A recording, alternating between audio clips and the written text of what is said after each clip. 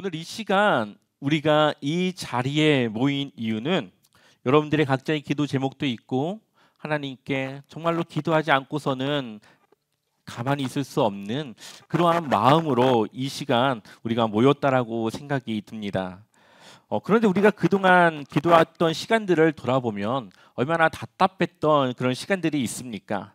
내 마음은 급한데 응답은 더디고 도대체 내가 언제까지 기다려야 하냐며 하나님께 부르짖으며 우리가 고백했던 기억이 다들 있으실 겁니다.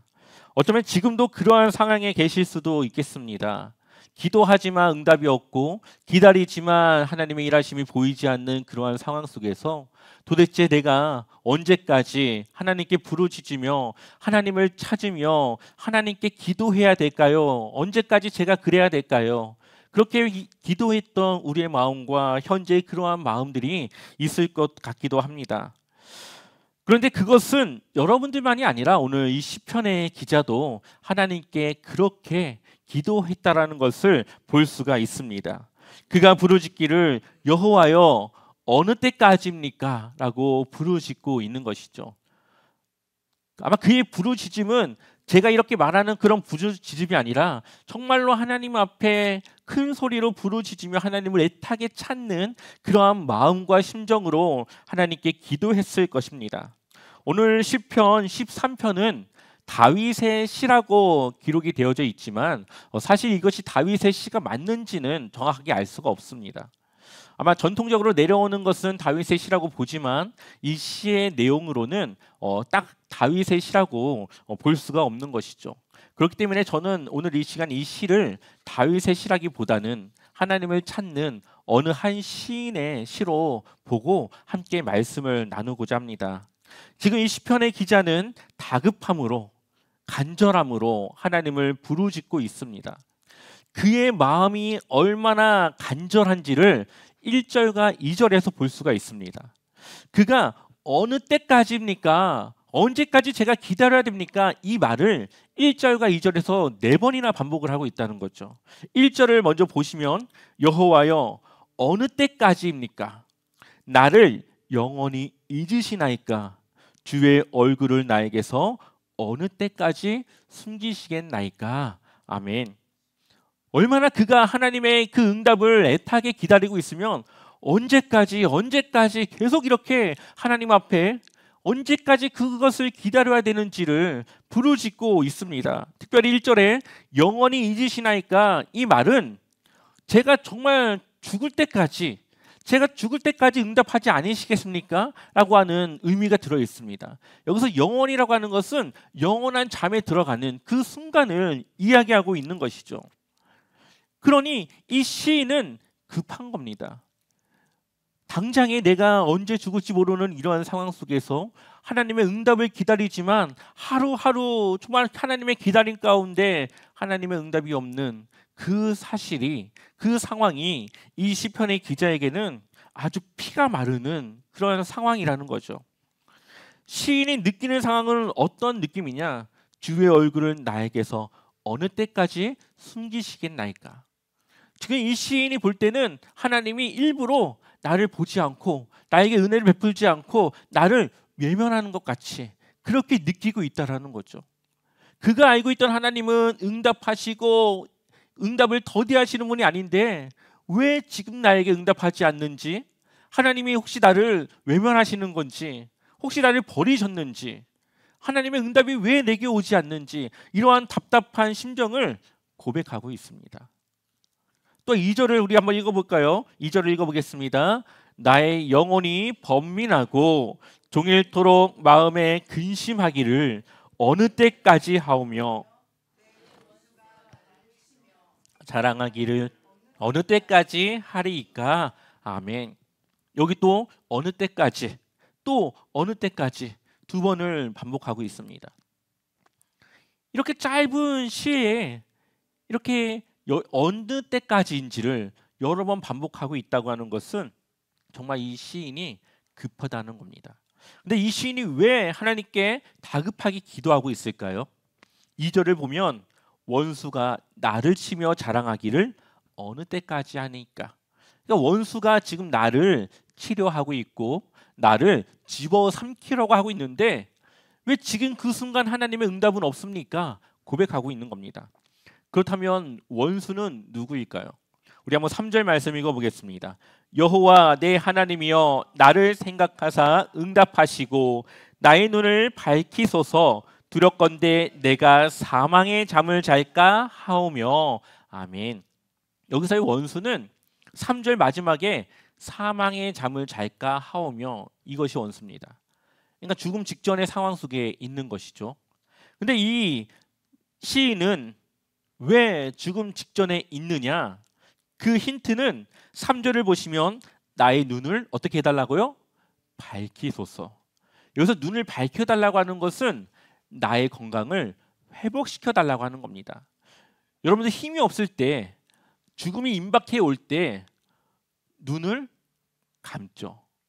피곤함에 그 눈을 뜨기가 어렵습니다. 마찬가지로 이 시인이 현재 자신의 이 좋지 못한 건강, 아무리 눈을 뜨려고 애써도 죽음이 다가오는 이 순간 견디기가 힘든 지금 이 상황에 하나님께 나의 건강을 회복시켜 주시고 원수와 같이 나를 집어삼키라고 하는 죽음을 내가 이길 수 있도록 하나님 은혜를 내려 주시옵소서 지금 기도하고 있는 겁니다. 지금 이 시인에게 있어서 원수는 내가 대적할 수 없고 나의 마음을 약하게 하고 나를 하나님을 의심케 하는 이 죽음, 내게 다가오는 이 죽음이 원수와 같이 느껴졌다는 거죠. 얼마나 이 시인이 그 순간에 하나님의 은혜를 기대했겠습니까? 누구도 그 건강을 지킬 수 없고 그것을 치료할 수 없는 정말 막막한 어떠한 방법도 없는 그 순간 자신이 의지할 거라고는 하나님밖에 없는데 기도해도 응답이 없고 회복이 없고 도대체 제가 어느 때까지 지금 죽기 직전에 이 상황까지도 하나님은 왜 가만히 계십니까? 이렇게 고백하고 있습니다. 우리는 여기서 이 히브리인들의 인간론적인 관점에 대해서 한번 볼 필요가 있습니다. 우리가 사람을 보통 세 가지로 나누죠. 육체, 영, 혼. 육체와 영과 혼으로 이 세 가지로 우리는 보통 나눕니다. 근데 이것은 철학이 발달하고 신학이 발달하면서 이렇게 정의가 된 그러한 부분입니다. 근데 이때 당시 이 히브리 기자가 시편을 쓸 당시에 이 히브리인들의 사고로는 사람을 이렇게 확실하게 나누지 못했습니다. 어떻게 나눴냐? 육체, 정신, 감정 이렇게 세 가지로 어렴풋이 그냥 그렇게 뭔가 나눠진 것 같다라고 하는 그런 인식이 있었습니다. 근데 이 육체와 정신과 이 감정이라고 하는 것이 이들이 볼 때는 떨어진 게 아닙니다. 독립적이지가 않다라는 거죠. 예를 들어서 몸의 건강이 막 좋지 않아요. 그렇다고 정신은 막 깨어 있습니까? 아니죠. 몸의 육체가 약해지면 내 정신도 약해지고 내 감정도 약해집니다. 그래서 작은 사소한 것에도 화를 내고 짜증을 내고 몸이 안 좋으면은 그렇게 상대방에게 그렇게 합니다. 그래서 육체가 나약해지는 것은 나의 정신도 나의 이런 감정도 나약하게 만듭니다. 또 나의 정신이 안 좋을 때, 내가 정신적으로 나약해져 있었을 때, 그때는 이 스트레스를 받고 하는 그런 것들이 내 몸을 어떻게 하죠? 약하게 만들죠. 병이 오게 합니다. 그리고 그걸로 인해서 또 감정이 격해지는 그런 상황을 우리는 볼 수가 있습니다. 그렇기 때문에 이 시인이 겪고 있는 이 건강이 결국은 자신의 생각과 자신의 이 마음까지도 나약하게 자신을 하나님 앞에 다가가지 못하도록 만들고 있는 이 원수와 같은 그 상황을 지금 이야기하고 있는 것이죠. 그런데 이 시인이 지금 하나님을 부르짖고 찾는 것은 절규에 가까운 겁니다. 자신의 힘든 이 육체, 정신, 감정 이것을 어떻게든 극복하고 이겨내기 위해서 마지막 힘을 쥐어짜며 하나님 앞에 탄식하며 기도하고 있는 겁니다. 그러니 이 시인의 기도가 이 부르짖음이 얼마나 간절했겠습니까? 근데 우리가 여기서 보아야 될 것은 처음에는 이 시인이 탄식합니다. 하나님께 탄식해요. 탄식이라는 것은 한숨을 쉰다. 하나님 앞에 한숨을 쉬며 자신의 이 신세를 한탄하는 것과 같이 고백합니다. 그런데 그 이유를 보면은 그는 그 탄식을 기도로 바꿉니다. 처음에는 탄식하며 하나님께 따지듯이 그렇게 기도했지만 나중에는 그것을 놓고 하나님께 기도하는 상황으로 바뀌어집니다. 이 시인은 그러한 절규와 탄식 속에서 이 믿음을 지키고 있는 것이죠. 하나님을 그래도 찾고 하나님의 은혜를 지금 구하고 있습니다. 우리의 삶이 다 좋을 수는 없습니다. 시간이 지나다 보면 이 시인과 같이 나를 힘들게 하고 하나님과 원수되게 하고 나의 마음을 약하게 하여서 하나님을 찾지 못하게 하는 그러한 원수와 같은 것들이 다가올 때가 있죠. 그런데 이 시편의 기자는 그러한 죽음과 같은 원수 앞에서도 하나님을 찾고 있다라는 겁니다. 하나님께 기도하고 있다라는 겁니다. 자신의 상황은 여전히 아픔 속에 죽음을 맞이하고 있는 상황이지만 그의 믿음은 여전히 하나님 앞에 기도하며 하나님의 은혜를 끝까지 구하고 있는 그의 믿음을 우리는 볼 수 있어야 되는 것이죠. 혹시 여러분들에게 있어서 한숨이 나오게 하는 것은 무엇입니까? 여러분들의 삶의 원수는 무엇입니까? 아마 내면의 두려움과 불안일 수도 있고요. 반복되는 실패와 좌절감이 나를 일어서지 못하게 하는 원수와 같은 그러한 것일 수도 있습니다. 또한 죄책감에 나를 자책하며 또 질병과 경제적 어려움과 인간관계에서 오는 그런 고통들이 우리는 원수로 맞이할 수 있는 여러 가지 요소가 될 수 있습니다. 여러분들에게 있어서 지금 원수는 누굽니까? 여러분들이 기도하는 것을 막고 여러분들이 하나님을 찾는 것을 막고 내가 감정적으로 이겨내지 못하게 하는 나의 육체를 나약하게 하는 나로 하여금 하나님께 부르짖는 것을 더 못하게 할 만큼의 이 감정적으로 나를 힘들게 하는 그것은 무엇입니까? 또 기도하지만 나아지지 않고 기도하지만 하나님의 응답이 더딘 것 같고 기도하지만 하나님의 응답이 나를 지나가는 것 같이 하는 그 기도의 제목은 무엇입니까? 우리는 하나님 앞에 그러한 기도 가운데 여전히 믿음으로 나아가야 한다는 겁니다. 물론 그것이 쉽지가 않습니다. 내 감정이 막 격해져서 짜증나 있는데 그때 하나님을 찾기란 쉽지가 않습니다. 그런데 내 감정으로는 그거 안 되지만 하나님의 말씀을 힘입어 그래도 내가 거기에 순종하면 우리는 그것을 이겨낼 수 있는 것이죠. 지금 이 시편의 기자는 하나님으로 인해서 여러 상황들을 이겼던, 넘겼던 경험을 가지고 있습니다. 그래서 13편 5절 말씀 같이 읽어보겠습니다. 나는 오직 주의 사랑을 의지하였사오니 나의 마음은 주의 구원을 기뻐하리이다. 아멘.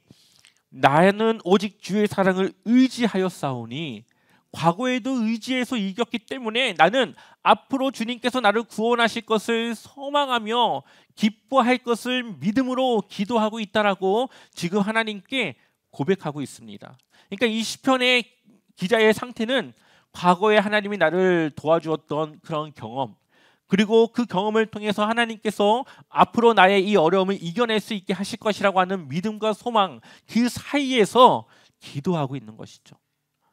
아마 우리가 그러한 상황이 많이 있을 겁니다. 과거에 하나님께서 나를 도와주셨던 그 기억, 그리고 앞으로도 나를 도와주실 것이라고 하는 믿음, 하지만 여전히 내 삶은 나아지지 않는 그 중간에서 하나님의 응답을 기다리며 하나님을 찾고 있는 그러한 상태에 있을 수 있다라고 생각합니다. 하지만 하나님은 우리의 믿음 가운데 응답하시고 내 생각과 나의 계획과 나의 모든 지경을 뛰어넘는 하나님의 능력으로 우리를 도우시고 인도해 주신다라는 겁니다. 하나님을 믿는다고 하는 사람들이 어려움을 만났을 때 모두 기도하며 무릎 꿇는 것이 아닙니다. 그 중에서도 정말 믿음으로 하나님을 믿었던 그 사람들이 무릎을 꿇는 것이죠. 바로 이러한 어려운 상황 속에 그 사람의 믿음이 드러납니다. 그 사람의 현실적인 그 문제가 드러납니다. 그러한 극한 어려움 속에서도 하나님을 의지할 수 있는지 그 믿음이 그 순간 보여집니다. 이 시인은 죽음을 앞둔 그 순간까지도 하나님을 찾고 믿음으로 하나님의 은혜를 구하고 있습니다. 그러니 이 시인이 얼마나 그동안 하나님을 믿고 그 믿음을 따라 살아왔는지를 볼 수가 있는 것이죠. 영화 중에 교회 오빠라고 하는 영화가 있습니다. 혹시 아십니까? 예전에 한번 이야기를 했었는데 다시 한번 이야기를 드리자면, 당시 암 4기였던 거의 말기에 가까운 그런 젊은 부부의 모습을 처음에는 다큐멘터리로 보여줬습니다. 암, 그러니까는 이 알다의 암과 이 병의 암을 이중적인 언어에서 암 하면서 이 다큐멘터리로 한번 찍었습니다. 근데 이 다큐멘터리를 제작하는 이 PD가 교회를 다니는 사람도 아닌데 자기의 누나가 암에 걸려서 이제 그러한 가족들이 모이는 모임에 가게 됐는데 우연찮게 이 부부에 대한 이야기를 듣고 이 부부를 취재해야 되겠다, 그런 마음으로 이제 취재를 했습니다. 그래서 좋은 모습을 보여줬어요. 근데 그 후에 이 부부의 상태가 악화됩니다. 이 아내 오은주 집사님이라고 하는 분이 이제 산후조리원에서 딸아이를 출산하고 막 나왔는데 그때 남편이 대장암 4기의 소식을 듣습니다.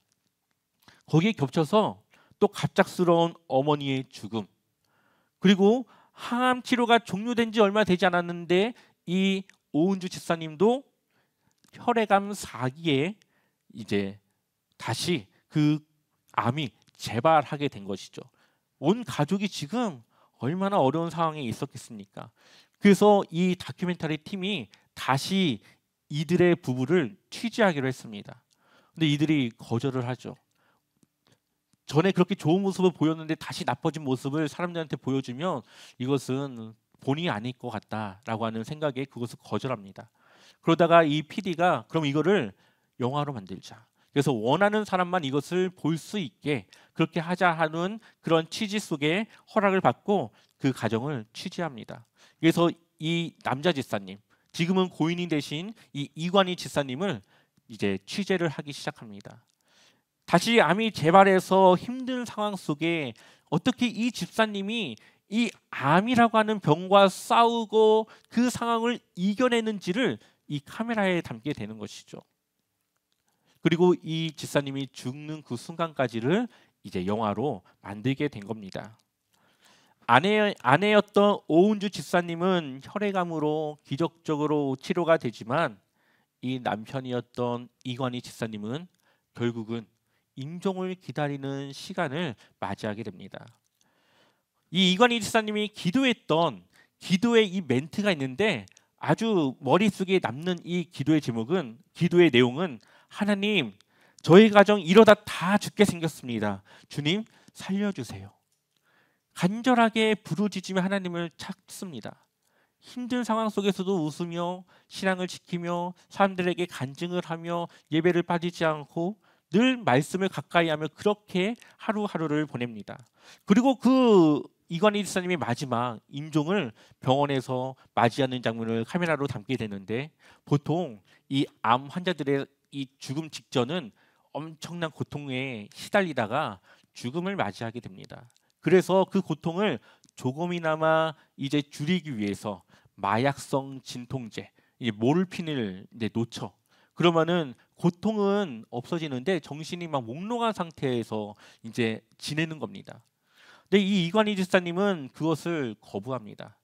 어차피 마지막 순간을 맞이해야 되는데 자신은 그러한 정신없는 몽롱한 상태에서 마지막을 맞이하고 싶지 않다고. 그래서 하나님을 알 수 있게 찬송하며 말씀을 보며 그 고통을 견뎌내며 아내와 함께 그렇게 마지막 순간을 지키다가 결국은 임종을 맞이하게 되죠. 이들 부부의 모습은 어떻게 믿음으로 그리스도인들이 살아가는가를 아주 잘 보여주고 있습니다. 이렇게 힘든 어려움 속에 있는 이 두 부부가 그래도 희망을 잃지 않고 좌절하지 않고 그 믿음을 지키며 기도하며 끝까지 하나님께 매달리며 기도했던 이들의 모습은 우리가 성경에서 요구하는 그 믿음의 삶이 우리도 할 수 있다라는 것을 보여줍니다. 그리고 이 모든 일에는 하나님의 뜻과 계획이 있다라는 것을, 이 두 부부의 모습을 통해 수많은 사람들이 하나님께 돌아왔고 하나님을 믿어보고 싶어하는 그러한 마음을 갖게 했다라는 거죠.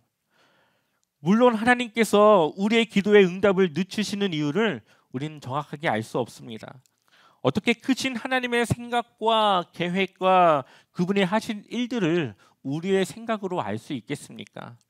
그러나 한 가지 중요한 것은 하나님은 우리의 기도를 무시하지 않는다라는 거죠. 우리의 작은 신음에까지도 응답하시며, 우리가 말하지 않아도 우리의 생각을 아시며, 우리의 아버지 되신 하나님은 우리가 요구하는 것보다 더 좋은 것을 준비하시는 선한 하나님이라는 것을 우리는 믿음으로 믿고 의지하고 기도해야 됩니다. 저는 여러분들의 기도가 쉬지 않길 소망합니다. 그래서 하나님의 생각과 계획을 믿고 내 생각과 다를지라도 그 기도를 쉬지 않고 하나님께 드릴 수 있는 그런 믿음으로 살아가시기를 소망합니다. 그럴 때에 우리의 문제가 해결되고 나의 한숨과 한탄은 하나님을 향한 찬양과 감사로 바뀌어지게 될 것입니다. 오늘 이 시간 우리가 함께 기도할 때에 여러분들의 기도를 통해 내 삶을 방해하고 있는 그 원수와 같은 것을 이기며 하나님을 의지하며 그렇게 하나님과 함께 영적인 교제 속에 내가 살아갈 수 있기를 우리 함께 찬양하고 기도했으면 좋겠습니다.